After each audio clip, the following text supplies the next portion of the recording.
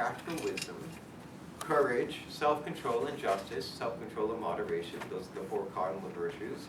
Prudence, courage, justice, temperance, are mainly the virtues of the mind and the will, and they constitute the foundation of leadership. Prudence increases the leader's ability to make the right decisions.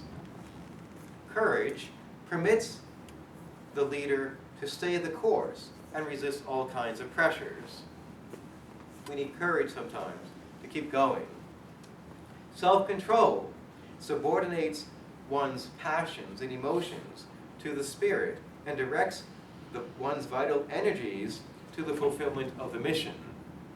And justice impels the person to give everyone his due. Justice is simply to give each person what is due to him. And justice to God is the virtue of religion. We give God what is his due. If these four virtues, the cardinal virtues, do not constitute the essence of leadership, they constitute its bedrock, without which leadership comes to nothing. So the essence of leadership, again, according to Alexander Havard, is magnanimity and humility, but also a foundational aspect of leadership is exercise in the four cardinal virtues of prudence, justice, temperance, and courage. The third insight is that leaders are trained, not born, because virtue is a habit that is acquired through practice. Leadership is a question of character, and character consists of virtue, freedom, and growth. Temperament is a question of biology, what we're born with, conditioning, and stagnation.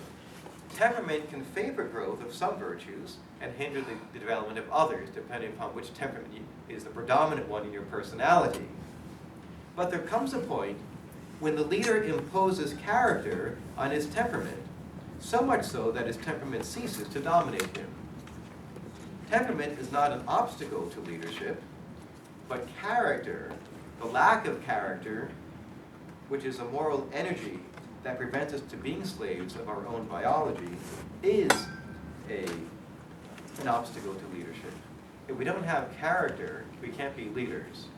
If we don't, because people can't simply trust us on our word of who we are, we can't lead them, or we'll just cause anxiety among people.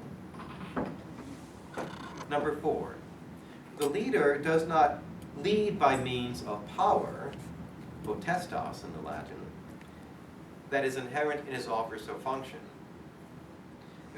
Really, a leader leads by authority, or authoritas, which proceeds from his or her character.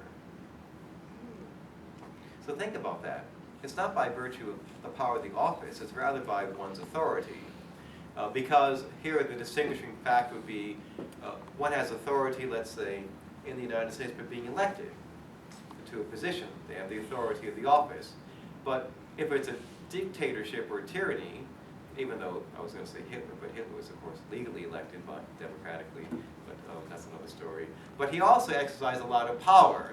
He forced people to do his will. It was imposed upon people.